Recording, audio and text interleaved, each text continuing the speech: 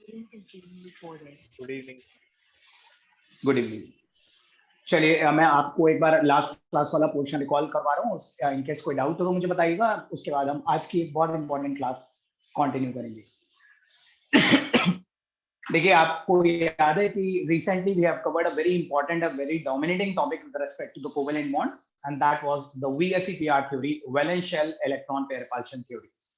And I hope अब तक आप लोगों को ये समझ में आ चुका होगा कि what was the purpose behind this theory. The main purpose to develop this theory was to determine the shape, geometry and angles in covalent molecules. किसी भी कोवेलेंट मॉलिक्यूल की शेप और ज्योमेट्री उस मॉलिक्यूल में प्रेजेंट सेंट्रल एटम के आसपास total number of electron pair पे depend करती है।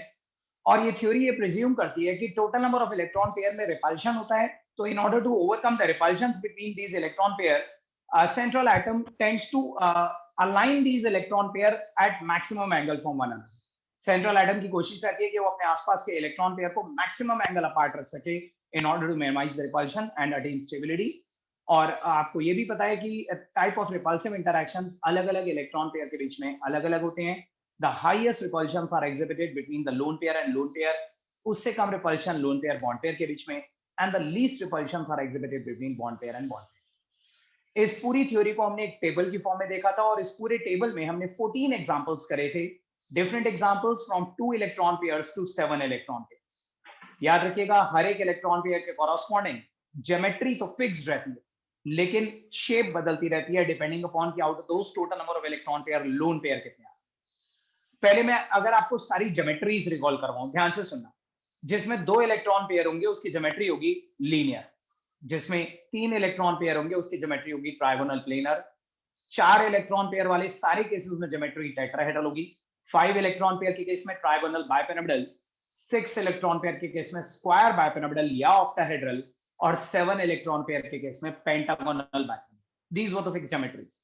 लेकिन अगर हम 5 इलेक्ट्रॉन पेयर वाला केस कंसीडर कर रहे हैं, ट्राइगोनल बाइपिरामिडल, तो उसके अंदर शेप्स अलग अलग हो सकती हैं डिपेंडिंग अपॉन द फैक्ट कि उन 5 इलेक्ट्रॉन पेयर में से लोन पेयर कितने हैं। जैसे लास्ट क्लास मैंने आपको ClF3 से स्टार्ट करवाई थी, that was a 5 electron pair case. आप सब लोग अपने रजिस्टर में भी चेक करिए, तभी आपको रिवीजन का फायदा होगा। ClF3 वाला केस निकालिए। ClF3 में हम लोगों ने देखा था कि क्लोरीन के अराउंड 5 इलेक्ट्रॉन पेयर थे, लेकिन उसमें से 2 लोन पेयर थे और 3 बॉन्ड पेयर। अब वो 2 लोन पेयर, क्योंकि 5 इज एन ऑड नंबर, तो वो 2 लोन पेयर हमने ट्रायंगल के 2 वर्टिसेस पे प्लेस करे। एक वर्टिस पे बॉन्ड बना था और एक ऊपर और नीचे बॉन्ड बना था, तो शेप हो गई थी टी शेप। फिर हमने HCF2 करा था। HCF2 was another case for 5 electron pair, लेकिन इसमें 3 लोन पेयर आ गए थे, तो तीनों के तीनों लोन पेयर हमने ट्रायंगल के अंदर रखे, बस बॉन्ड ऊपर और नीचे बने, तो शेप हो गई थी लीनियर। फिर हम 6 इलेक्ट्रॉन पेयर वाले केस में मूव करे थे। 6 इलेक्ट्रॉन पेयर वाले केसेस में सबसे पहला एग्जांपल हमने SF6 डिस्कस करा, जिसमें सारे के सारे बॉन्ड पेयर थे। अब जब सभी बॉन्ड पेयर होती हैं तो सल्फर क्या करेगा, 4 इलेक्ट्रॉन पेयर को तो एक स्क्वायर के कॉर्नर पे लाइन करेगा 90 डिग्री अपार्ट, और 2 electron pair perpendicularly above and below the plane होंगे। और अगर ऊपर और नीचे वाले को चारों कॉर्नर से कनेक्ट कर दें तो ऊपर एक पिरामिड बनता है, नीचे भी एक पिरामिड बनता है। So that's why the shape as well as geometry was square bipyramidal या ऑक्टाहेड्रल। SF6 में तो शेप और ज्योमेट्री दोनों सेम रहेंगे क्योंकि लोन पेयर नहीं है। लेकिन फिर हमने इसके बाद एक केस देखा था BRF5। BRF5 में आपने देखा यहाँ पे भी 6 इलेक्ट्रॉन पेयर थे, लेकिन एक लोन पेयर आ गया, और क्योंकि 6 इज एन इवन नंबर, तो वो जो लोन पेयर था वो हमने परपेंडिकुलर पोजीशन पे रखा, या तो ऊपर या नीचे। अब ऊपर या नीचे स्क्वायर की किसी भी एक जगह अगर आप लोन पेयर अलाइन करेंगे तो उस जगह पे पिरामिड बनना बंद हो जाएगा, एक ही तरफ पिरामिड बनेगा, तो शेप हो जाएगी स्क्वायर पिरामिडल। और फिर हमने एक केस देखा था HCF4 का। HCF4 में 2 इलेक्ट्रॉन पेयर थे, ऊपर भी लोन पेयर नीचे भी लोन पेयर, तो स्क्वायर के कॉर्नर पे ही बॉन्ड बने, ऊपर नीचे पिरामिड बनना ही बंद हो गया, तो शेप हो गई स्क्वायर प्लेन। फाइनली हम 7 इलेक्ट्रॉन पेयर में 2 केसेस डिस्कस कर चुके थे। सबसे पहला केस 7 इलेक्ट्रॉन पेयर में हमने डिस्कस करा था IF7 का। IF7 में आयोडीन ने अपने 7 इलेक्ट्रॉन फ्लोरीन के 7 इलेक्ट्रॉन्स के साथ शेयर करके 7 बॉन्ड पेयर्स अपने आसपास अरेंज करे, और वो 7 bond pairs pentagonal bipyramidal format में अलाइंड होते हैं। 5 बॉन्ड पेयर तो पेंटागन के वर्टिसेस पे, और एक बॉन्ड पेयर परपेंडिकुलरली और एक नीचे अबव और बिलो। ठीक है, तो ऊपर एक पिरामिड बनता है, नीचे एक पिरामिड बनता है, पेंटागोनल बाइपिरामिडल। और अगर हमने लास्ट एग्जांपल देखा था HCF6 का, HCF6 में भी टोटल 7 इलेक्ट्रॉन पेयर थे, लेकिन एक लोन पेयर आया। अब 7 इज एन ऑड नंबर, तो ये एक लोन पेयर पेंटागन के किसी एक वर्टिस पर रखा गया था। ठीक है। और अगर पेंटागन के किसी एक वर्टेक्स पे एक लोन पेयर अलाइन कर देंगे तो बची हुई 4 जगह बॉन्ड बनेगा और एक ऊपर एक नीचे बनेगा। तो यहाँ पे मैंने आपको बताया था अगर पेंटागन में कोई एक जगह खाली हो जाए, बाकी की 4 जगह देखो तो वो एक ट्रेपेजियम फॉर्मेट आपको नजर आए। ट्रेपेजियम के ऊपर एक पिरामिड बन रहा था, ट्रेपेजियम के नीचे एक पिरामिड बन रहा था। एक ऐसी फिगर है जिसके 8 फेसेस हैं लेकिन बड़ी ही डिस्टॉर्टेड से फिगर है, so that's why we called it distorted octahedron. So ये थी हमारी VSEPR थ्योरी। इसके अंदर हमने डिफरेंट केसेस डिस्कस करे। इसके आगे भी मैंने आपको टाइप ऑफ कोवेलेंट बॉन्ड्स में एक पैराग्राफ लिखवा दिया था, लेकिन पहले मुझे ये बताइए VSEPR थ्योरी के सारे केसेस, इसका कॉन्सेप्ट आप लोगों को अच्छी तरह क्लियर हो गया या नहीं, बताइए। क्लियर हो गया। Yes sir, clear. Yes sir, clear हो गया। अब देखिए, अब जो हम स्टार्ट करने जा रहे हैं ना आज की क्लास में, even that is a very very important. जिन लोगों ने अपने स्कूल में पढ़ लिया है उन्हें थोड़ा बहुत आइडिया होगा, लेकिन जिन्होंने बिल्कुल भी नहीं पढ़ा है ना, उन्हें डेफिनेटली बहुत इंटरेस्टिंग लगेगा और इंपॉर्टेंट तो है। देखिए, मैंने आपको लास्ट क्लास में एक हेडिंग डलवाई थी, types of covalent bond. Covalent bond के बारे में अब तक मैं आपके साथ 2-3 बार डिस्कस कर चुका हूं कि covalent bond is formed by the mutual sharing of the valence electron, but this mutual sharing is only possible by the overlapping of atomic orbital. ये तो आपको पता चल गया, शेयरिंग का मतलब होता है अपनी अपनी वैलेंस शेल के इलेक्ट्रॉन को दूसरे न्यूक्लियस के भी इन्फ्लुएंस में लिया। ठीक है, जब दोनों शेयर पेयर ऑफ इलेक्ट्रॉन दोनों न्यूक्लियाई के इन्फ्लुएंस में आ जाते हैं तो हम बोलते हैं वो शेयर्ड हो गई। और ये दूर बैठे बैठे तो नहीं हो सकता, दो एटम्स को पास आना पड़ेगा, तब तक एक दूसरे के पास आना पड़ेगा जब तक उनकी वैलेंस शेल पेनिट्रेट नहीं कर जाती, एक दूसरे में इंटरपेनिट्रेट नहीं कर जाती, और यानी कि ओवरलैपिंग नहीं होता। तो overlapping is the necessary condition, it is the hard and fast condition for the formation of covalent. But ये याद रखिएगा, depending upon the shapes of orbitals, आप लोगों को 2 ऑर्बिटल्स की शेप मैंने पिछले क्लास में करवा दी थी। एक तो पिछले क्लास में नहीं, पिछले चैप्टर में एस ऑर्बिटल्स की हम शेप पढ़ चुके हैं। S orbitals are spherical in shape, आप सब लोगों को याद होगा एस ऑर्बिटल स्फेरिकल शेप होते थे, चाहे वो 1s हो 2s हो 3s हो, सभी स्फेरिकल शेप में होते थे। और पी ऑर्बिटल डम्बल शेप के होते थे, लेकिन इसमें भी 3 ओरिएंटेशन होती थी, एक px होता था, एक py होता था, एक pz होता था। तो depending upon the shape of these orbitals and depending upon the kind of overlap they are undergoing, किस तरह से 2 एटॉमिक ऑर्बिटल्स आमने सामने से आके ओवरलैप करवाते हैं, उस ओवरलैपिंग के बेसिस पे कोवेलेंट बॉन्ड भी 2 टाइप का होता है, sigma bond and pi bond. आज की क्लास में मैंने आपको यहां तक तो लिखवा दिया था सिग्मा बॉन्ड पाई बॉन्ड। आज की क्लास में एक टेबल की फॉर्म में, एक कॉलम की फॉर्म में हम सिग्मा और पाई के बीच में 5 डिफरेंसेस डिस्कस करेंगे। We are going to discuss 5 differences between sigma bond and pi bond. लेकिन मैं आपको पहले ही बता दूं कि इन 5 में से अभी आपको सिर्फ 4 ही समझ में आएंगे, ठीक है। और हो सकता है कुछ लोगों को तो 3 ही समझ में आए। बाकी के जो लास्ट के 2 डिफरेंसेस है ना, वो अभी आप लिख लीजिएगा। हम थोड़ा सा हाइब्रिडाइजेशन पढ़ेंगे, आगे टॉपिक में कंटिन्यू करेंगे, तो आपको लास्ट के 2 डिफरेंसेस भी समझ में आने लग जाएंगे बाद में। लेकिन अभी 5 में से 3 डिफरेंसेस तो बिल्कुल क्लियरली, बिल्कुल आराम से समझ में आए। तो सब लोगों ने लास्ट यही लिख रखा है, 2 types of bonds, sigma bond and pi bond. अब बीच में एक लाइन डाल के 2 कॉलम्स बनाइए, एक सिग्मा और एक पाई का। हम इनके बीच में कुछ डिफरेंसेस डिस्कस करेंगे।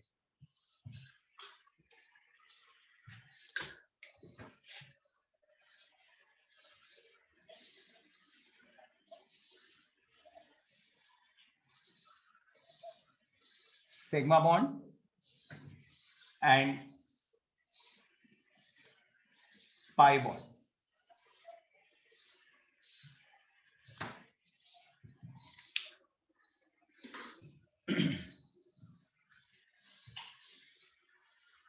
चलिए, सब लोगों ने नोट करा, ये टेबल बना लिया, डिक्टेट करना स्टार्ट करूं। पहला difference,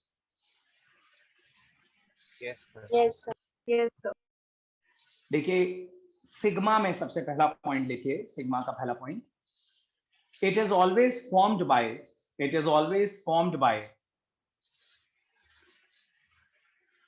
the head-on overlap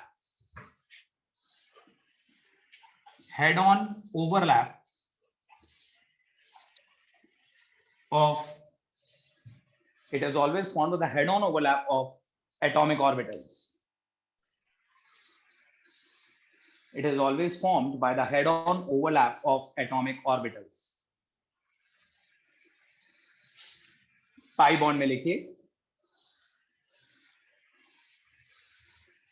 it is always formed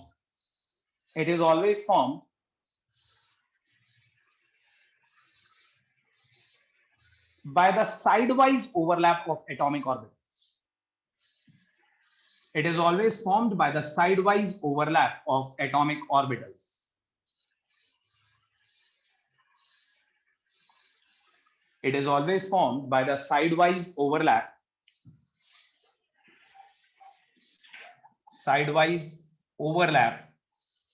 of atomic orbitals.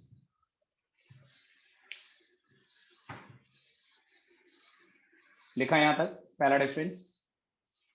Yes, sir. अब देखिए ये जो पहला डिफरेंस है ना, जिन्होंने अपने स्कूल में नहीं पढ़ा है अभी तक, दूसरे डिफरेंस के बाद आपको ये पहला डिफरेंस समझ में आएगा। दूसरा भी लिखते हैं। सेकेंड डिफरेंस सिग्मा में लिखिए, sigma bond can be formed in three ways. Sigma bond can be formed in three ways.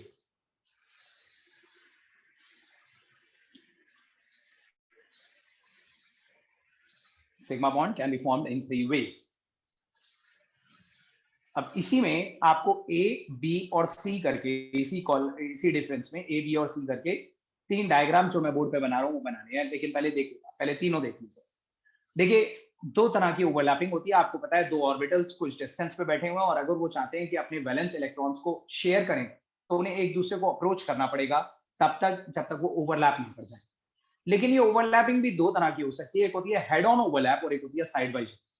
Head on मतलब फेस टू फेस, जैसे दो व्हीकल्स के बीच में हेड ऑन कोलिजन हो जाता है, दो गाड़ियां आ रही हैं सामने से और एक दूसरे में टकरा गई, ठीक है, तो वो हेड ऑन होता है, ठीक है। सो ये जो हेड ऑन ओवरलैप होता है ना, इस हेड ऑन ओवरलैप से सिग्मा बॉन्ड बनता है और ये तीन तरह से हो सकता है, देखिएगा पहले। एक तो होता है एस एस ओवरलैप।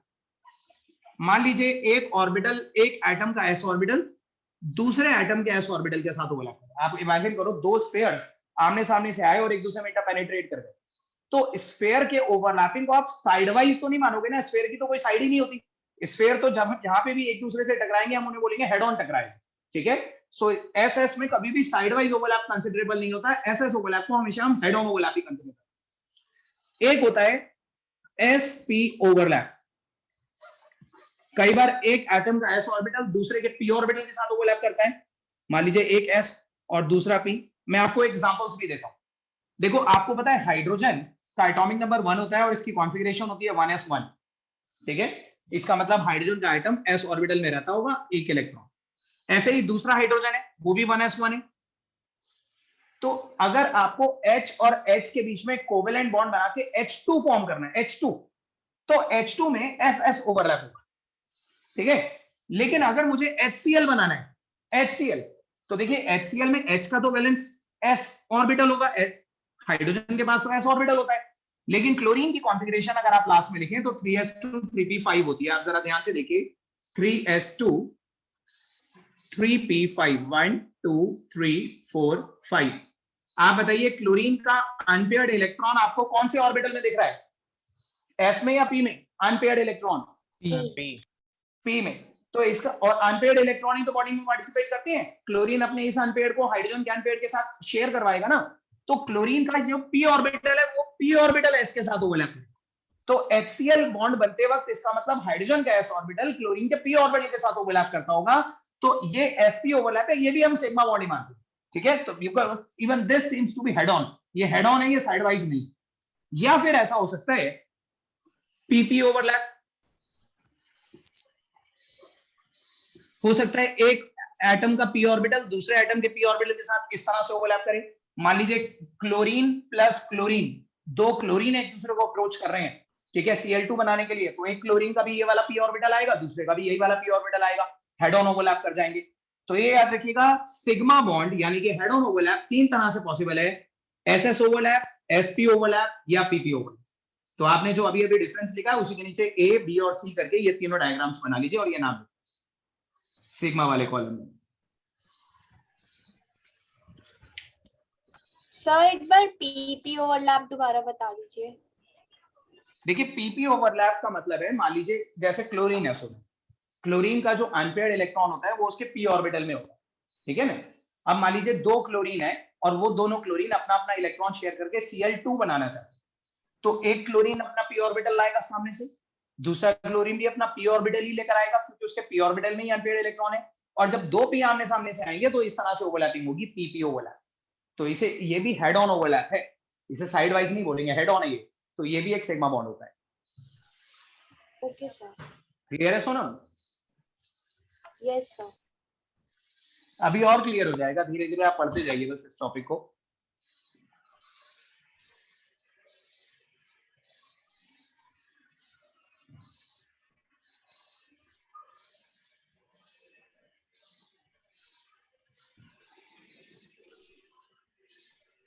जब ड्रॉ कर लें तो बता दीजिएगा मुझे। हाँ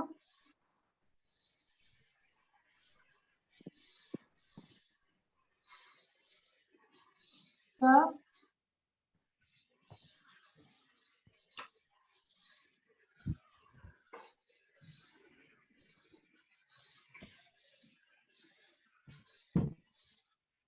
हो गया?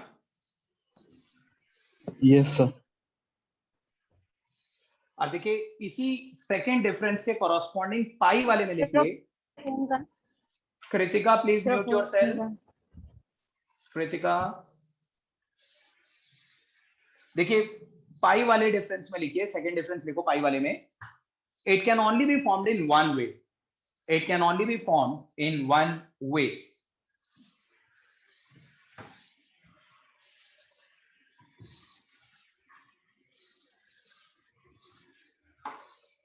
That is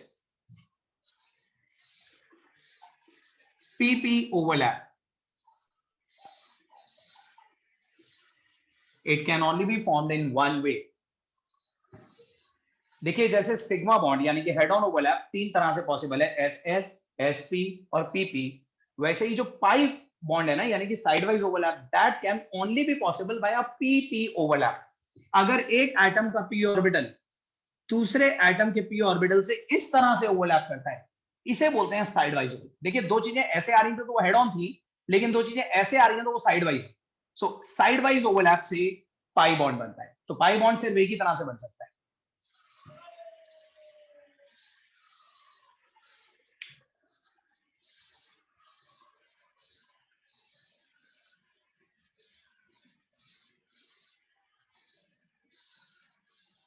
देखो मैं आपको एक चीज और बता दूं, ध्यान से सुनिएगा।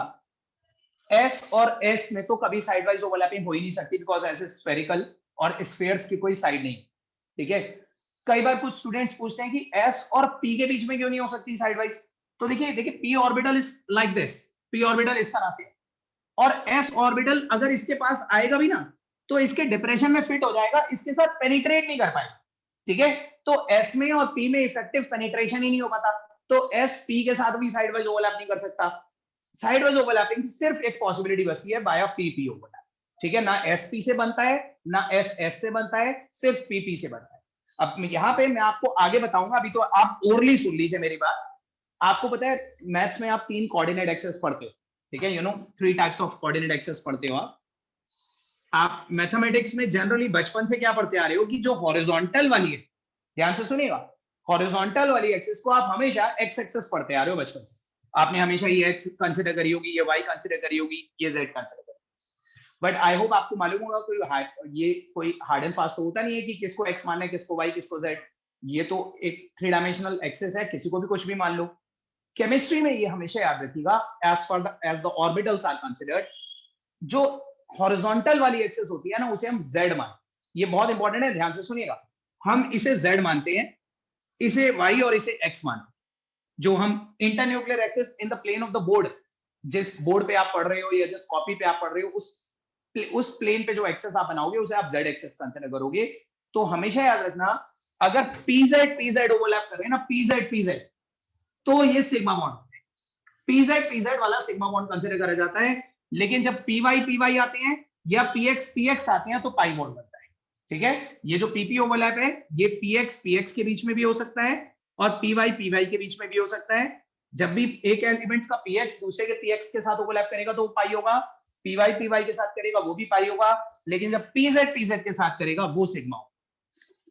ये आगे मैं अपने आप बताऊंगा, ये इस कॉलम में लिखने की जरूरत नहीं थी, बट मैं आपको आगे के लिए क्लियर कर रहा हूं अभी कि इंटर न्यूक्लियर एक्सेस जो हम लेते हैं ना, हॉरिजॉन्टल एक्सेस, उसे हम जेड मानते हैं, और इसीलिए हम कंसिडर करते हैं जब दो हॉरिजॉन्टल वाले आएंगे ना पीजेड तो वो पाई बॉन्ड नहीं होगा, वो सिग्मा बॉन्ड। जेड और जेड के बीच में सिग्मा होगा, लेकिन पीएक्स के बीच में और पीवाई के बीच में पाई। ठीक है, और अलग अलग ओरिएंटेशन वाले ऑर्बिटल ओवरलैप नहीं कर सकते। अगर किसी के माइंड में आ रहा है कि अगर पीएक्स ने पीवाई के साथ कर लिया तो क्या होगा, पीएक्स पीवाई के साथ नहीं करेगा, जो जिस एक्सेस पे होता है वो उसी एक्सेस वाले के साथ ओवरलैप करेगा। समझ रहे हैं? तो ये दूसरा डिफरेंस था। अब हम तीसरे डिफरेंस पे आ रहे हैं। देखिए थर्ड डिफरेंस है कि चलिए हमने ये तो समझ लिया कि दो तरह के ओवरलैप होते हैं, एक सिग्मा बॉन्ड होता है, एक पाई बॉन्ड होता है, लेकिन इनमें से स्ट्रॉन्गर बॉन्ड कौन सा, विच इज मोर स्ट्रॉन्गर, और बॉन्ड की स्ट्रेंथ अल्टीमेटली डिपेंड किस चीज पे करती है। तो एक कोवेलेंट बॉन्ड कितना स्ट्रॉन्ग बनेगा, ये इस बात पे डिपेंड करेगा कि दो ऑर्बिटल एक दूसरे में कितना ज्यादा पेनिट्रेट कर रहे हैं, कितना ज्यादा एक दूसरे के अंदर तक पेनिट्रेट कर गए, एक्सटेंट ऑफ ओवरलैपिंग किसमें ज्यादा है।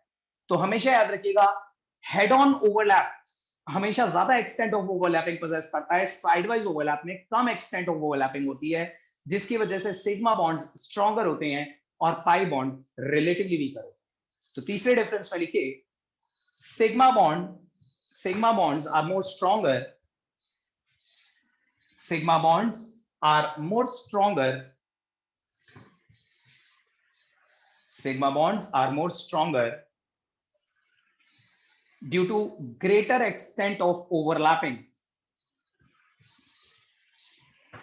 Sigma bonds are more stronger due to the greater extent of overlapping. More stronger due to the greater extent of overlapping.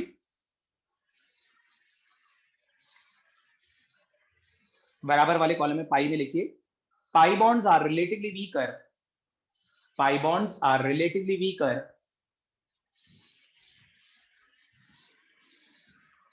due to the less extent of overlapping. Pi bonds are relatively weaker due to the less extent of overlapping.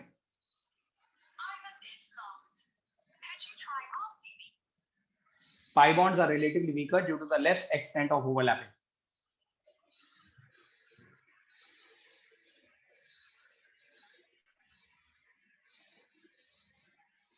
लिखा?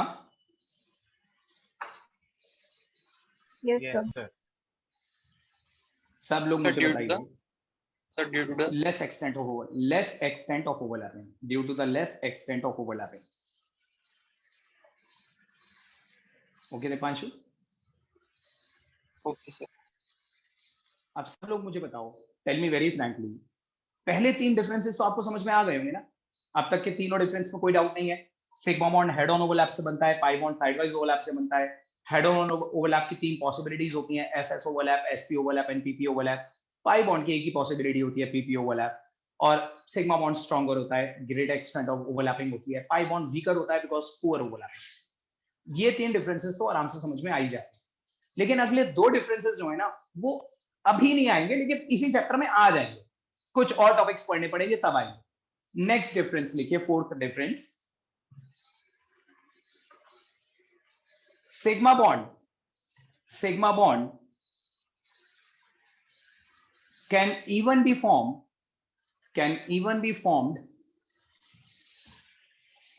sigma bond can even be formed independently within the molecule, can even be formed independently within the molecule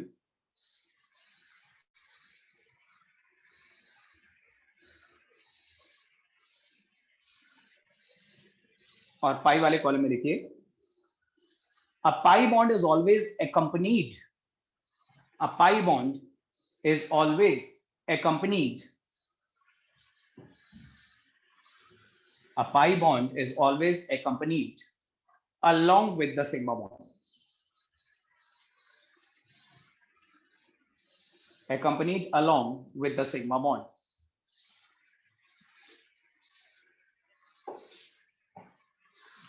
देखो अभी नहीं आएगा समझ में, मैंने क्या लिखा है वो तो समझ में आ जाएगा, बट ऐसा होता क्यों है, इसका क्या मतलब है, वो चीज अभी समझ में नहीं आएगी। मैंने आपको लिखा है सिग्मा बॉन्ड तो मॉलिक्यूल में अकेले भी बन जाता है। मतलब ऐसा हो सकता है कुछ मॉलिक्यूल जिसमें सिर्फ सिग्मा ही सिग्मा हो, पाई ना हो, सिर्फ सिग्मा हो। लेकिन पाई बॉन्ड कभी भी अकेले नहीं बनता, पाई हमेशा सिग्मा के साथ ही बनता है। जब भी मॉलिक्यूल में पाई होगा ना तो साथ में सिग्मा जरूर होगा, अकेला पाई नहीं हो सकता। समझ रहे? So pi is always accompanied along with the sigma but sigma अकेले भी बन सकता है, बिना पाई के भी बन सकता है। ऐसे बहुत सारे मॉलिक्यूल हैं जिसमें सिग्मा बॉन्ड ही होगा, पाई होगा ही, लेकिन ऐसा कोई मॉलिक्यूल नहीं है जिसमें सिर्फ पाई हो सिग्मा ना हो। पाई होगा तो सिग्मा तो जरूर हो, पाई हमेशा सिग्मा के साथ ही बनता है, लेकिन सिग्मा बिना पाई के भी बन जाता है। इसको और प्रॉपर तरीके से हम समझेंगे हाइब्रिडाइजेशन के बाद। अब एक लास्ट डिफरेंस लिखिए, फिफ्थ डिफरेंस, ये बिल्कुल नहीं समझ में आएगा, बस इसे लिख लेना।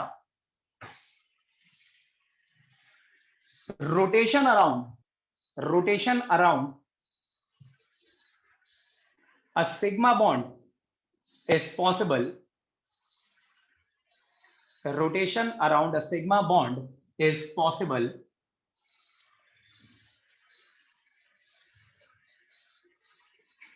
बराबर वाले कॉलम में लिखिए, पाई में, rotation around a pi bond is never possible. Rotation around a pi bond is never possible.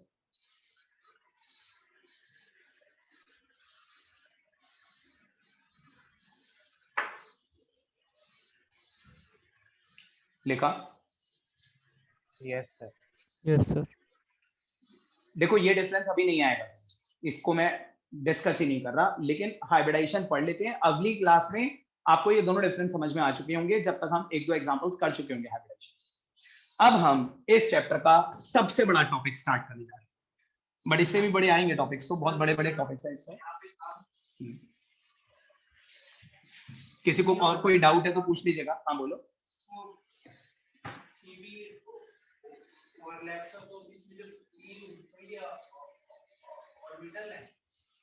हाँ पी ऑर्बिटल, ठीक है ना, पी ऑर्बिटल के सबशेल, पी तो पूरा पी तो सबशेल होता है, लेकिन उस सबशेल के अंदर 3 ऑर्बिटल होते हैं ना, P X P Y P Z, तो या तो पी एक्स करेगा या पी वाई करेगा, पी जेड करेगा, ठीक है। अब अगली हेडिंग डालिए, हाइब्रिडाइजेशन, बहुत ही इंपॉर्टेंट टॉपिक है।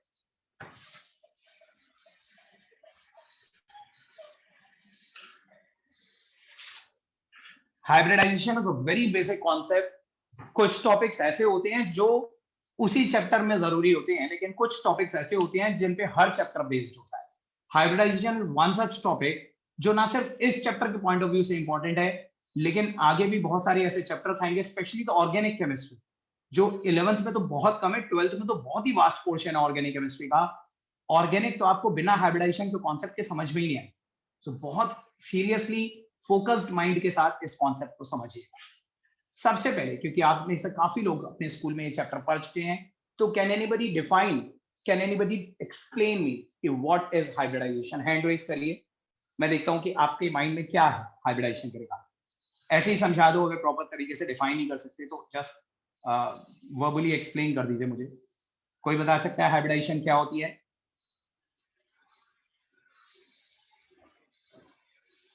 एटलीस्ट ट्राई करिए जिन्होंने अपने स्कूल में पढ़ लिया है।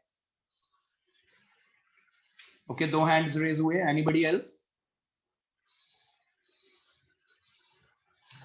सोनम आप बताइए मुझे। सर, हाइब्रिडाइजेशन एक प्रोसेस होता है जिसमें हम इंटरमिक्स करते हैं एटॉमिक ऑर्बिटल्स को, जो कि स्लाइटली डिफरेंट एनर्जीज के होते हैं, और उन्हें उनकी एनर्जी को रीडिस्ट्रीब्यूट करने के लिए मिक्स किया जाता है, ताकि एक न्यू सेट बन जाए उन्हीं इक्विवेलेंट एनर्जीज का, और एक न्यू शेप। बिल्कुल ठीक बताया आपने, बिल्कुल ठीक बताया, बिल्कुल सही बताया आपने। अखिला आप बताइए। Sir same. फिर भी अखिला बताइए एक बार। सर जब एटॉमिक ऑर्बिटल्स मिक्स होते हैं ताकि new set of atomic orbitals बने जो कि सेम एनर्जी लेवल पे हो, और जैसा अगर हमारे पास अनपेयर्ड इलेक्ट्रॉन्स नहीं है कोई कंपाउंड फॉर्म करने के लिए, तो अनपेयर्ड इलेक्ट्रॉन्स भी हाइब्रिडाइज्ड ऑर्बिटल से बन जाते हैं। देखिए हाइब्रिडाइजेशन की डेफिनेशन लिखिए, फिर मैं आपको बहुत ही ग्रेजुअली ये प्रोसेस डिफरेंट एग्जांपल्स देके समझाऊंगा, लेकिन पहले हाइब्रिडाइजेशन की डेफिनेशन लिखिए। देखिए, it is the intermixing of atomic orbitals. It is the intermixing of atomic orbitals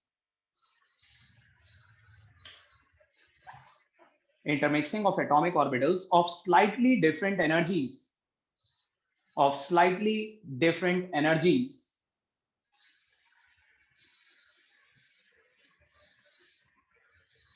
Sir, can you please repeat? It is the intermixing of atomic orbitals. It is the intermixing of atomic orbitals of slightly different energies, of slightly different energies in order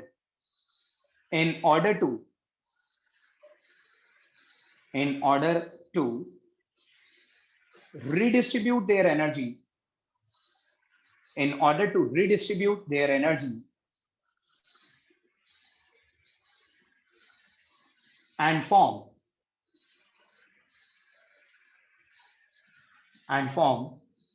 a new set of orbitals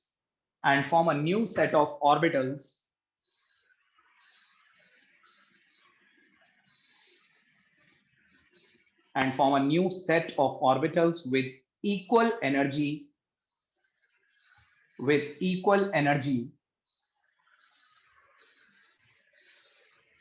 shape, energy के आगे comma लगा के, shape, size and symmetry.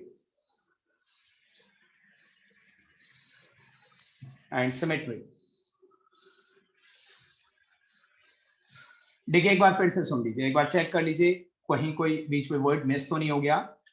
It is the intermixing of atomic orbitals of slightly different energies in order to redistribute their energy and form new orbitals and form a new set of orbitals of equal energy, shape, size and symmetry.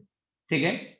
अब इस definition को भी पहले मैं एक example बताता हूं, फिर उस एग्जांपल को देखते हुए इस डेफिनेशन को एक बार दोबारा से एनालाइज करेंगे वर्ड टू वर्ड कि इसका मतलब क्या है. देखिए हाइब्रिडाइजेशन को समझने के लिए the smallest and the simplest example to start with is methane. Methane की फॉर्मेशन डिस्कस करते हैं कि मीथेन कैसे बनता है. मीथेन में सेंट्रल एटम कार्बन है. कार्बन को अगर 4 हाइड्रोजन के साथ कोवेलेंट बॉन्ड बनाना है तो कार्बन को क्या क्या करना पड़ता है. क्या कार्बन पहले से प्रिपेयर होता है, बस 4 हाइड्रोजन आते हैं और उसके साथ ओवरलैप कर जाते हैं, या इससे पहले कि हाइड्रोजन आए उसे अपने अंदर कुछ तैयारियां करनी पड़ती है. ठीक है. सो पहले ये देखते हैं कि कार्बन को मीथेन फॉर्म करने के लिए किस किस स्टेज से क्रॉसओवर होना पड़ता है, कौन कौन सी स्टेजेस से पास ऑन होना पड़ता है. ठीक है. सो सबसे पहला एग्जांपल, हेडिंग डालिए हाइब्रिडाइजेशन इन मीथेन. हाइब्रिडाइजेशन इन मीथेन, बस हेडिंग डाल लीजिए और अब इसके बाद कुछ भी नोट नहीं करेंगे आप.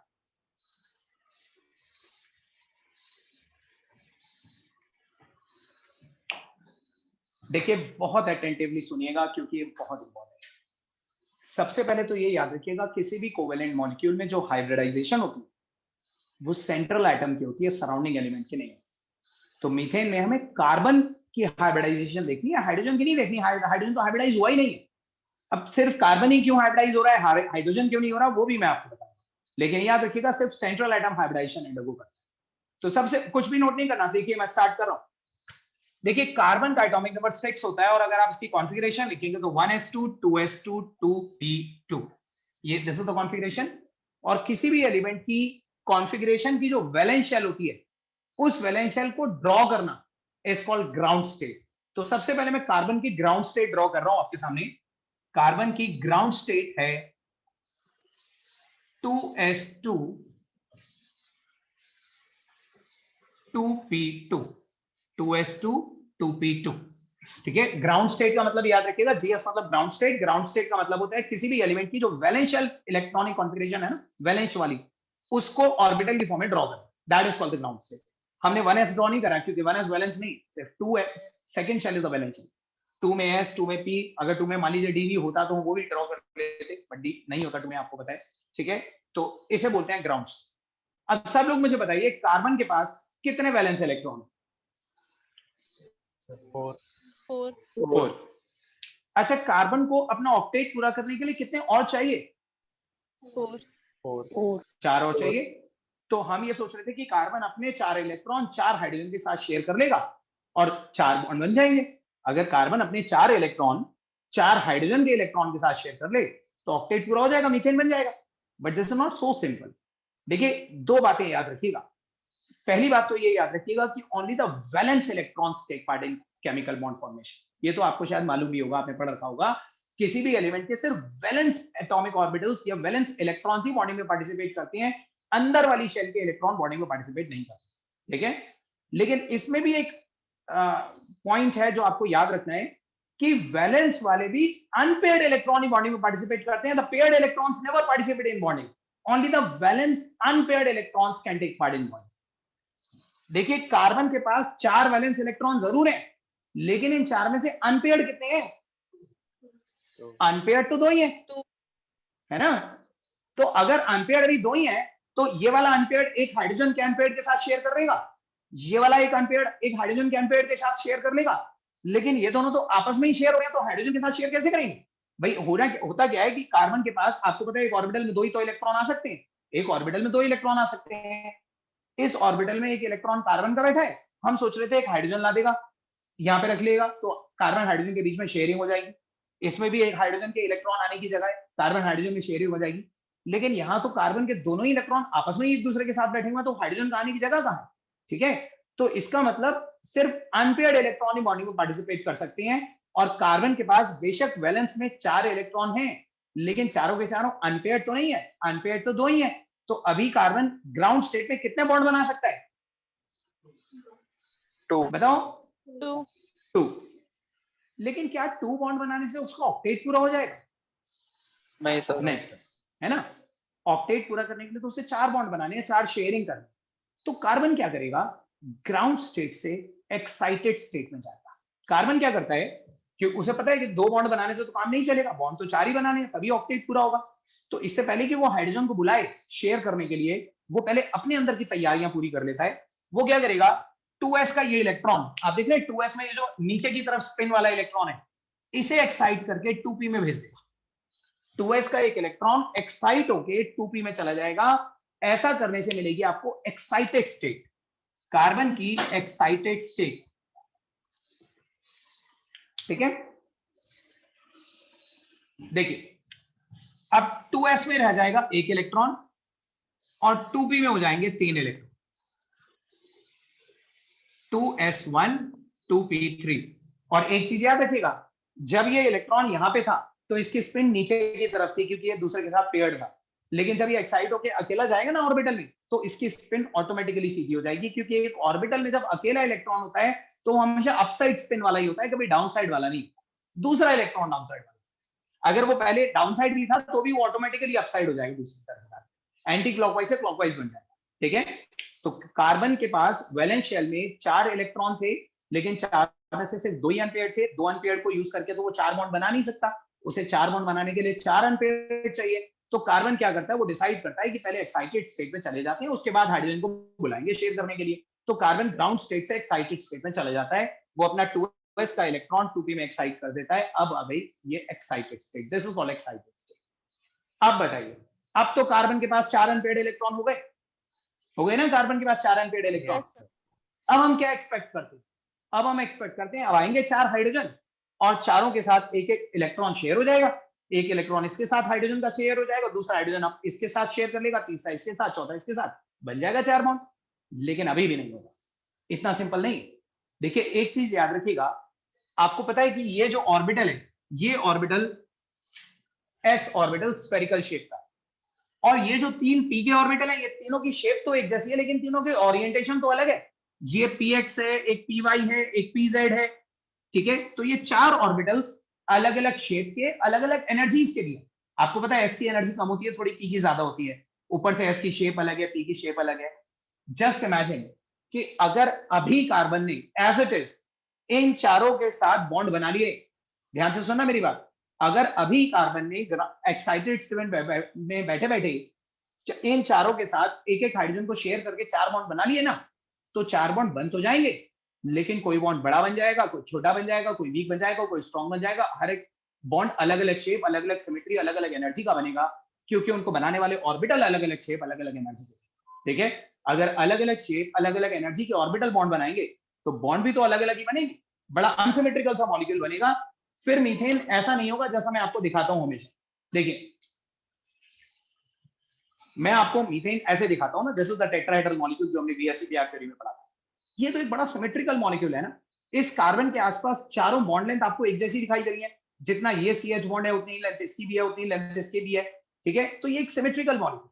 लेकिन अगर कार्बन ने अभी इन चारों ऑर्बिटल्स के साथ एक एक हाइड्रोजन को शेयर कर लिया तो ऐसा नहीं बनेगा, फिर कोई बॉन्ड बड़ा बन जाएगा, कोई छोटा बन जाएगा, कोई वीक बन जाएगा, कोई स्ट्रांग बन जाएगा, एक अनसिमेट्रिकल सा स्ट्रक्चर बनेगा। और आपको पता है जो अनसिमेट्रिकल होते हैं वो अनस्टेबल होते हैं, हर मॉलिक्यूल स्टेबल बनना चाहता है।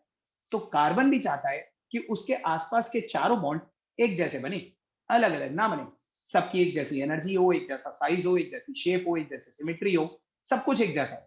तो इसलिए कार्बन क्या करता है, अभी भी हाइड्रोजन के साथ शेयर नहीं करेगा, बल्कि पहले वो अपने इन चारों ऑर्बिटल्स को हाइब्रिडाइज करके एक जैसा बना देगा। हाइब्रिडाइज का मतलब क्या होता है, मैं आपको एक सिंपल लैंग्वेज में समझाता हूं। मान लीजिए हमारे पास एक बॉक्स में रेड कलर का पेंट है और एक दूसरे बॉक्स में हमारे पास व्हाइट कलर का पेंट है, लेकिन हम चाहते हैं कि दोनों पेंट बिल्कुल एक जैसे बन जाएं, एक रेड ना रहे दूसरा व्हाइट ना रहे, दोनों एक जैसे बन जाएं। तो हम क्या करेंगे, दोनों को मिक्स कर देंगे, रेड को व्हाइट के साथ मिक्स कर दिया, अच्छी तरह उनकी मिक्सिंग करके उसे वापस दो में डिवाइड कर लिया, तो वो बिल्कुल एक जैसे हो जाएंगे, ठीक है ना। तो यहाँ पे भी वही होने वाला है। कार्बन क्या करेगा, अपना एक s ऑर्बिटल इन तीन p ऑर्बिटल के साथ मिक्स कर देगा और अब अच्छी तरह इनकी मिक्सिंग करके इन्हें वापस 4 में डिवाइड, ठीक है। तो जब ये चारों मिक्स होकर वापस 4 में डिवाइड होंगे ना, तो ये चारों बिल्कुल एक जैसे बन चुके होंगे, इनकी शेप, साइज, सिमेट्री, एनर्जी सब कुछ एक जैसी हो जाएगी, ठीक है। तो देखिए उसे हम इस तरह से दिखाएंगे कि ये चारों ऑर्बिटल्स मिक्स होंगे। अब देखिए क्योंकि एक s ऑर्बिटल 3 p ऑर्बिटल के साथ मिक्स हो रहा है तो इसे बोलते हैं sp3 हाइब्रिडाइजेशन। एक s 3p के साथ मिक्स हुआ तो this is called sp3 hybridisation. ये चारों मिक्स होंगे, अपनी एनर्जी में जो भी कम ज्यादा है वो बराबर बराबर कर लेंगे, एक जैसी सिमेट्री, शेप, साइज के बन जाएंगे और वापस 4 में डिवाइड हो जाएंगे। तो फाइनली आएगी कार्बन की हाइब्रिड स्टेट। हाइब्रिड स्टेट में अब आप इन चारों ऑर्बिटल्स को एक साथ बना, अब ये अलग और ये अलग नहीं बनाना, चारों एक साथ बनाने हैं। चारों के नीचे अब किसी का भी नाम S2s या 2p नहीं होगा, अब सबका नाम भी sp3 sp3 sp3 और sp3 हो चुका, सबका नाम भी एक जैसा हो चुका, सबकी एनर्जी, सबका नेम, शेप, साइज, सिमेट्री सब एक जैसी हो चुकी। अब मैं आपको ये भी बता दूं शेप कैसी होगी। देखो ये आपको याद रखना है कि ये s ऑर्बिटल था, एक px था, एक py था, एक pz था। जब भी ऑर्बिटल्स आपस में मिक्स होती है, चाहे कोई सी भी हाइब्रिडाइजेशन हो, सिर्फ sp3 की बात नहीं कर रहा, अभी आप बहुत सारी हाइब्रिडाइजेशन पढ़ोगे, sp sp2 डिफरेंट टाइप। जब भी हाइब्रिडाइज ऑर्बिटल्स मिक्स होके वापस अपने आप को डिवाइड करते हैं ना एक जैसे बनने के बाद, तो हाइब्रिड ऑर्बिटल की शेप ऐसी होती है। This is the shape of hybrid orbital. जो ऐसा था ना वो भी ऐसा हो गया और जो ऐसे थे वो भी ऐसे। सारी की सारी इलेक्ट्रॉन डेंसिटी एक ही लोब में चली जाती है, दूसरा लोब इतना छोटा हो जाता है कि उसमें नेग्लिजिबल इलेक्ट्रॉन डेंसिटी होती है। इस लोब को कई बार आप देखो बुक्स में ऐसे अंदर की तरफ भी दिखा दिया जाता है, ठीक है। यहाँ पे तो दो लोब्स दिख रहे हैं ना आपको इक्वल इलेक्ट्रॉन डेंसिटी के, जब तक अनहाइब्रिडाइज थे, लेकिन हाइब्रिडाइज होने के बाद इस तरह का, ये भी एक डंबल शेप ही है लेकिन इसका एक डंबल बहुत बड़ा हो गया और एक डंबल का एक पोर्शन बहुत छोटा सा नेग्लिजिबल हो गया। This is the shape of hybrid orbital. आपको याद होगा मैं जब आपको पढ़ा रहा था अमोनिया, वाटर वगैरह, तो मैंने आपको ये इस तरह से ऑर्बिटल ऊपर लगा के दिखाया था। ये देखिए ये ऑर्बिटल जिसमें अमोनिया का लोन पेयर बैठा हुआ, तो ये वो हाइब्रिड ऑर्बिटल की शेप थी। हाइब्रिड होने के बाद बस एक लोब बचता है, हाइब्रिडाइजेशन से पहले तो दो लोब्स थे, लेकिन एक्चुअली ये सब हाइब्रिड ऑर्बिटल, हाइब्रिड के बाद ऐसा हो जाता है, ठीक है। So this is the shape of the hybrid orbital. तो कार्बन के भी चारों ऑर्बिटल, ये वाला भी ऐसा ही हो गया, ये चारों सब ऐसे हो गए, ठीक है। तो अभी आप इसको ड्रॉ करने की जरूरत नहीं है, ये तो सब आपको करते करते आ जाएगा। अब कार्बन क्या करेगा, अब हमने सोचा बुला लेगा 4 हाइड्रोजन को, चारों के साथ शेयर कर लेगा, लेकिन अभी भी नहीं। अब इससे पहले कि कार्बन आए, सॉरी इससे पहले कि हाइड्रोजन आए, कार्बन क्या करेगा, इन चारों ऑर्बिटल्स को मैक्सिमम एंगल पे अलाइन करेगा ताकि इनके बीच में रिपल्शन कम से कम, ठीक है भाई। एक स्टेबिलिटी अटेन करने के लिए एक प्रॉपर अरेंजमेंट में तो आना पड़ेगा। तो इससे पहले कि हाइड्रोजन आए, देखिएगा ध्यान से, कार्बन अपने इन चारों ऑर्बिटल्स को, एक ऑर्बिटल को यहां पे अलाइन करता है, छोटा वाला लोब अंदर की तरफ बना रहा हूं, एक ऑर्बिटल को यहां पे अलाइन करता है, एक ऑर्बिटल को यहां पे अलाइन करता है और एक ऑर्बिटल को यहां पे। ये मैंने टेट्राहेड्रल ज्योमेट्री बनाई है चारों ऑर्बिटल्स की। अगर मैं आपको इसकी हेल्प से दिखाता हूं, अभी मॉडल की हेल्प से, तो ध्यान से देखिए, एक मिनट दिखाता हूं आपको।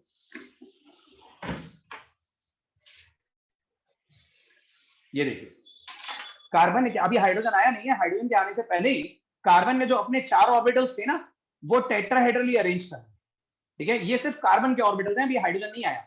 ये कार्बन के हाइब्रिड ऑर्बिटल हैं और हर ऑर्बिटल में एक इलेक्ट्रॉन बैठा हुआ है अनपेयर्ड। अब हाइड्रोजन आएगा सामने से और हाइड्रोजन इसके साथ ओवरलैप कर जाएगा। देखिए ये कार्बन के अनपेयर्ड इलेक्ट्रॉन है, sp3 हाइब्रिडाइज। हाइड्रोजन क्या होता है? Hydrogen is 1s1। तो हाइड्रोजन का तो जो ऑर्बिटल होता होगा वो ऐसा होता होगा, स्फेरिकल।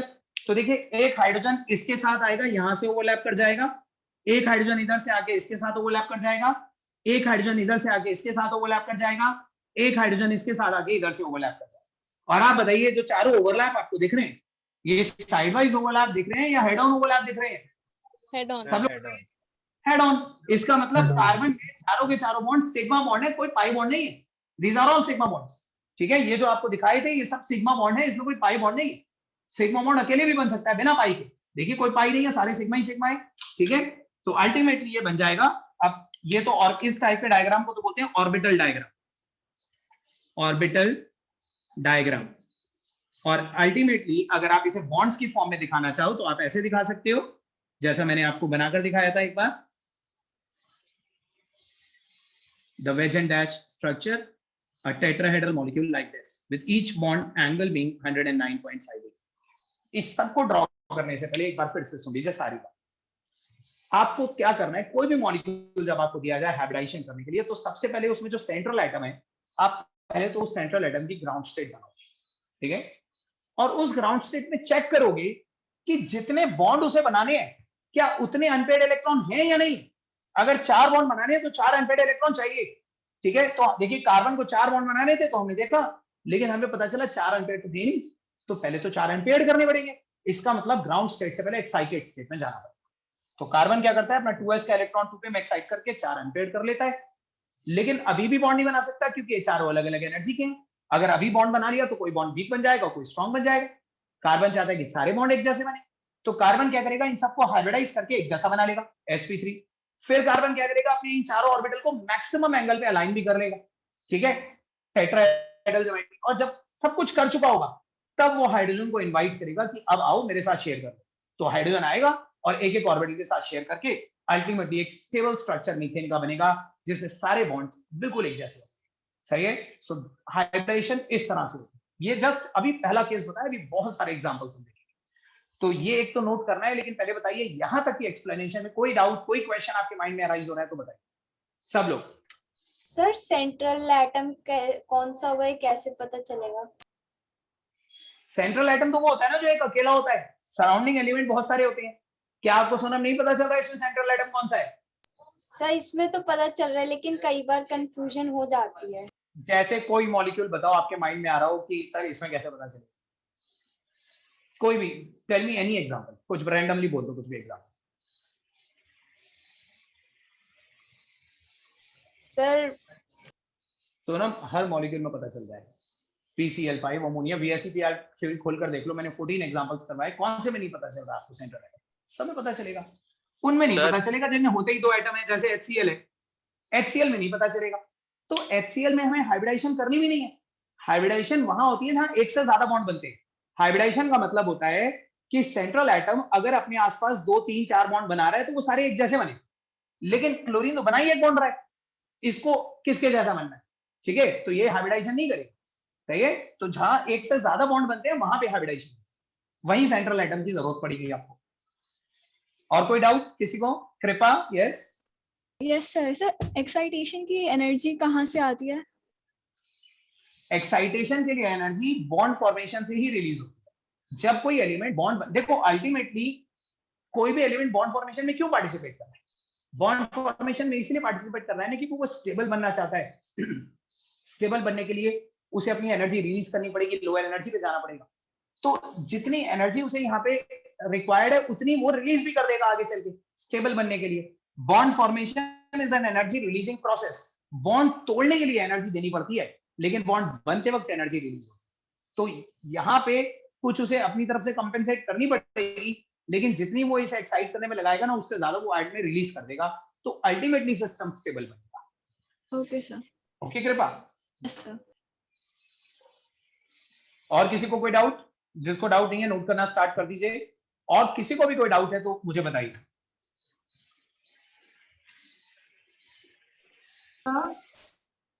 यस मैं डिस्कनेक्ट हो गई थी कार्बन हाइब्रिडाइजेशन स्टेट वाला क्लास। कहां पे डिस्कनेक्ट हो गए थे अक्षिता? कहां तक सुना था आपने? कार्बन हाइब्रिडाइजेशन स्टेट के बारे कार्बन की हाइब्रिड स्टेट के बाद यहां तक सुन लिया था आपने? यहां तक सुन लिया था?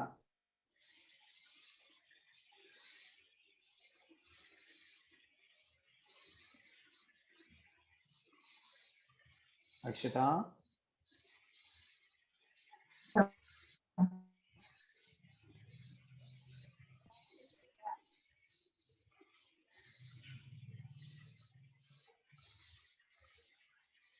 अक्षिता मुझे लगता है आपके नेटवर्क में अभी भी कुछ इश्यू है। आपको मेरी आवाज आ रही है?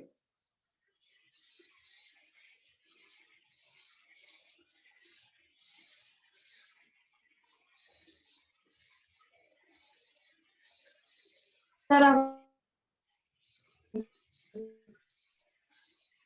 अक्षिता मेरे को आप बिल्कुल भी ऑडिबल नहीं हो।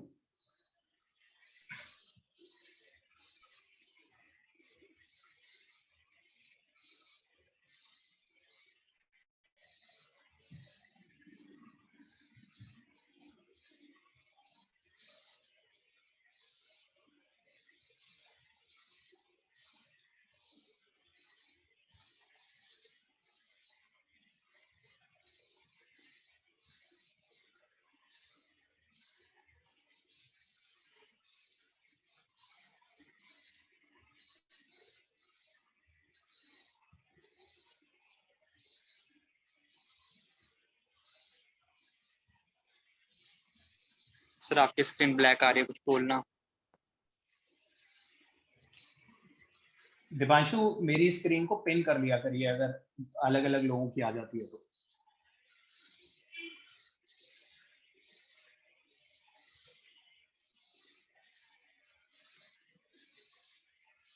दीपांशु बोर्ड विजिबल है? Yes sir. दीपांशु क्या आपके साथ ऐसा होता है कि जो बोलता है उसकी स्क्रीन नजर आने लगती है आपको? Yes sir, yes sir, yes yes. तो फिर इसका मतलब आपको पिन का सिस्टम नहीं मालूम। मेरे आइकन पे क्लिक करके पिन का ऑप्शन आ रहा होगा, उस पे पिन को क्लिक कर दीजिए।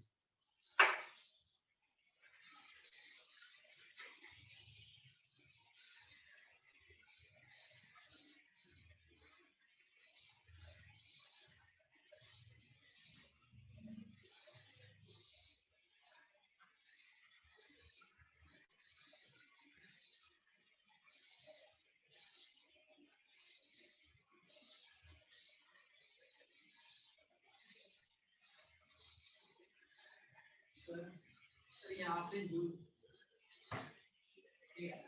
अंदर की और है लोग ऐसे तो वो होगा ना सर, होगा ऐसे तो रॉन्ग नहीं होता। वो इतना छोटा लोग होता है इनसिग्निफिकेंट कि यहाँ पे हम कंजेशन अवॉइड करने के लिए उसे अंदर की तरफ बना देते।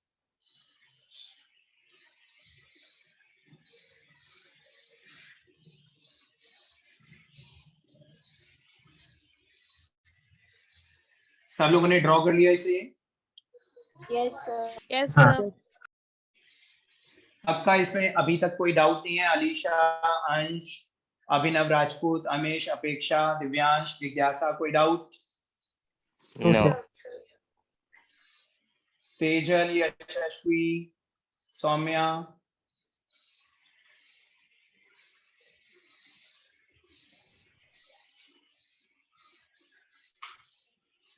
चलिए देखिए, now let's move on to the next case of hybridization. अभी sp3 के ही और एग्जांपल्स देता हूं मैं आपको। बहुत सारी अलग अलग तरह की हाइब्रिडाइजेशन है, लेकिन let us discuss one more example of this particular type, hybridization in ethane. Heading डालिए। ये मीथेन था ना, इसका नेक्स्ट मेंबर लेते हैं ईथेन। अब हमें टाइम नहीं लगेगा, सिर्फ पहला केस एक्सप्लेन करने में टाइम लगता है। देखो आपको मालूम है इथेन है C2H6, ये मालूम है ना सबको? क्या हम इस C2H6 को ऐसे लिख सकते हैं, CH3CH3? Yes sir. बोलो। Yes sir. अब मैं आपको बता दूं, इस इथेन में CH3 में 2 सेंट्रल एटम, इस वाले CH3 में तो ये वाला कार्बन सेंट्रल है और इस वाले CH3 में ये वाला कार्बन सेंट्रल है, तो ये दोनों कार्बन हाइब्रिडाइजेशन अंडरगो करेंगे। ठीक है, अभी आप नोट नहीं करना, let this be carbon 1, this is carbon 2। पहले देखते हैं कि कार्बन 1 ने क्या करा, फिर ये भी देखेंगे कि कार्बन 2 ने क्या करा। ठीक है, पहले कार्बन 1 को ध्यान से देखिए सब। देखिए सब कुछ सेम ही होना है, इसलिए मैं ये ऊपर वाला कुछ नहीं मिटा रहा।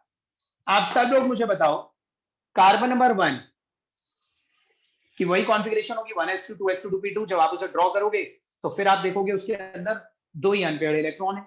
लेकिन आप इस कार्बन को काउंट करके बताइए कितने बॉन्ड बना रहा है ये, सब लोग बताओ, ये वाला कार्बन कितने बॉन्ड बना रहा है त्रिशा? 3। जिन्हें भी 3 दिख रहे हैं वो एक बार और देखो, थोड़ी देर में 4 दिखने लग जाएंगे। बताइए 3 तो नहीं दिख रहे किसी को? अभी भी 3 दिख रहे हैं किसी को? सर 4 दिख रहे हैं। 4 दिख रहे हैं ना? कार्बन हमेशा 4 ही बनाता है, चाहे आपको दिख रहे हो या ना दिख रहे हो। कार्बन कभी 2 नहीं बनाता, 3 नहीं बनाता, 1 नहीं बनाता, हमेशा 4 ही बनाता है। ठीक है, 3 बॉन्ड तो वो हाइड्रोजन के साथ बना रहे हैं, एक सामने वाले कार्बन के साथ भी तो बना रहे हैं, तो कार्बन 4 बॉन्ड बना रहे हैं।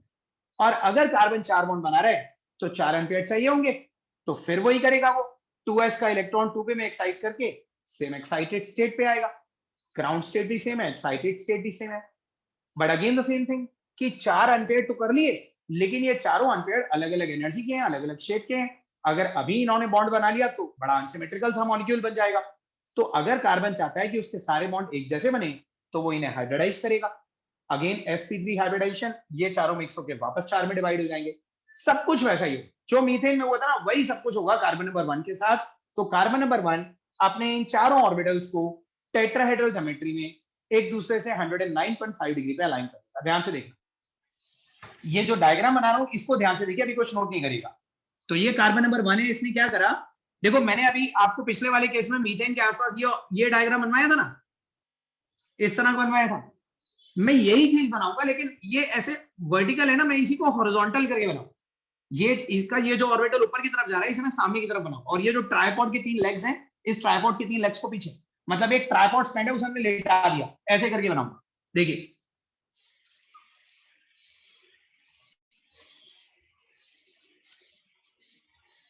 ठीक है, तो ये कार्बन है और ये कार्बन के 3 sp3 हाइब्रिडाइज्ड ऑर्बिटल्स हैं।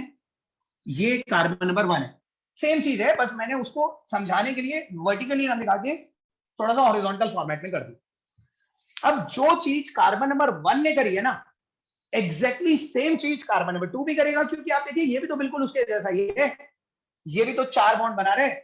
ठीक है, तो कार्बन नंबर 2 के पास भी वही ग्राउंड स्टेट होगी, वही एक्साइटेड स्टेट होगी, वही हाइब्रिड स्टेट होगी। कार्बन नंबर 2 भी अपने 4 ऑर्बिटल्स को रिपल्शन मिनिमाइज करने के लिए 109.5 डिग्री के टेट्राहेड्रल एंगल पे अलाइन कर लेगा। तो इसके बिल्कुल सामने में यहां पे बना रहा हूं कार्बन नंबर 2, उसके पास भी ऐसे ही 4 ऑर्बिटल्स हैं। उसका एक ऑर्बिटल ये रहा, एक यहां पे बना देते हैं, एक यहां बना देते हैं, और एक यहां बना। अब आप देख सकते हैं दोनों कार्बन के एक एक sp3 हाइब्रिड ऑर्बिटल ने तो आपस में ही एक दूसरे के साथ ओवरलैप कर लिया, जिससे बन गया कार्बन कार्बन का सिग्मा बॉन्ड। ये वाला जो बीच का बॉन्ड है ना, ये बीच का बॉन्ड दोनों के एक एक sp3 ऑर्बिटल के ओवरलैपिंग से बन गया। ठीक है, अब बचे ये वाले जो 3 है, इधर कार्बन के जो 3 ऑर्बिटल है ना, ये तीनों एक एक हाइड्रोजन के साथ ओवरलैप कर जाएंगे, एक हाइड्रोजन के साथ ये, एक हाइड्रोजन के साथ ये, एक हाइड्रोजन के साथ ये। सिमिलरली ये तीनों भी एक हाइड्रोजन के साथ ये कर जाएगा, एक हाइड्रोजन के साथ ये कर जाएगा, एक हाइड्रोजन के साथ ये कर जाएगा। तो 3 हाइड्रोजन इस पे आ जाएंगे, 3 हाइड्रोजन इस पे आ जाएंगे, और इस पूरे मॉलिक्यूल में 7 बॉन्ड्स बन रहे हैं, 7 बॉन्ड, सातों के सातों सिग्मा है। ये भी सिग्मा है, ये भी सिग्मा है, ये भी सिग्मा है, कार्बन कार्बन के बीच में भी सिग्मा है, और ये भी सिग्मा है।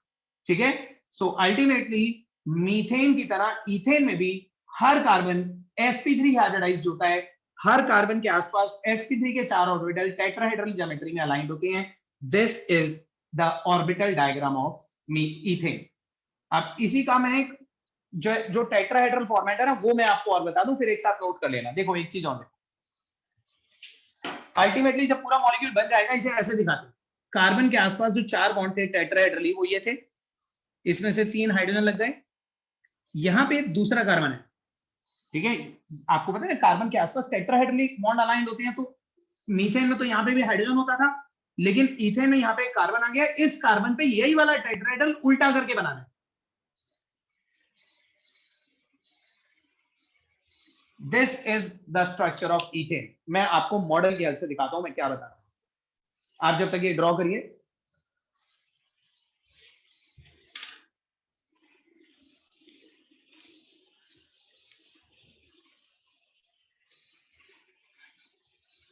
देखो ये हाइब्रिडाइजेशन, ये ground state excited state draw करने की जरूरत नहीं है, सिर्फ ऑर्बिटल डायग्राम ड्रॉ करिए, बाकी तो मैं थ्योरेटिकली लिखवाऊंगा, बिल्कुल सेम है सब कुछ, उसे ड्रॉ मत करिए ऊपर वाला केस।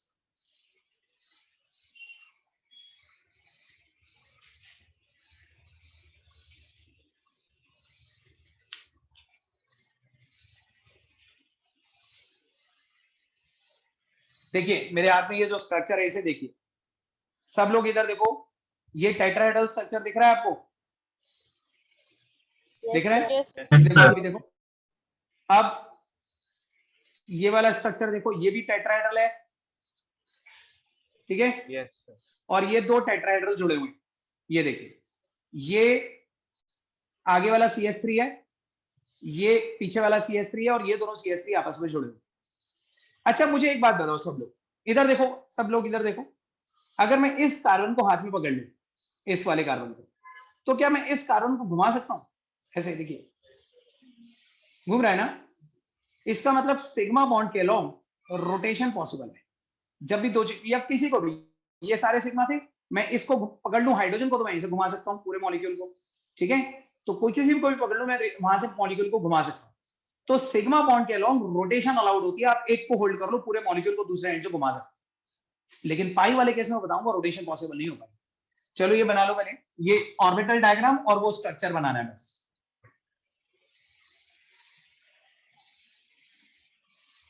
बस 2 मिनट और लूंगा, अभी लॉग आउट मत करिएगा, एक स्टेटमेंट लिखाऊंगा, ये बना के मुझे बता दीजिए ये दोनों डायग्राम।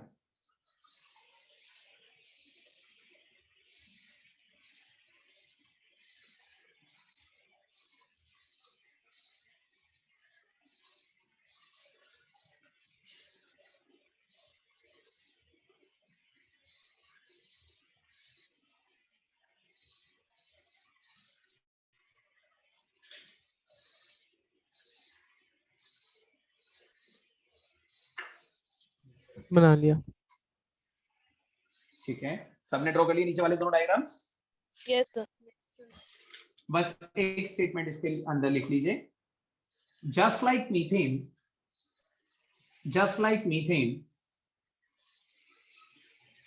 मीथेन के आगे कॉमा लगाइए, इवन इन इथेन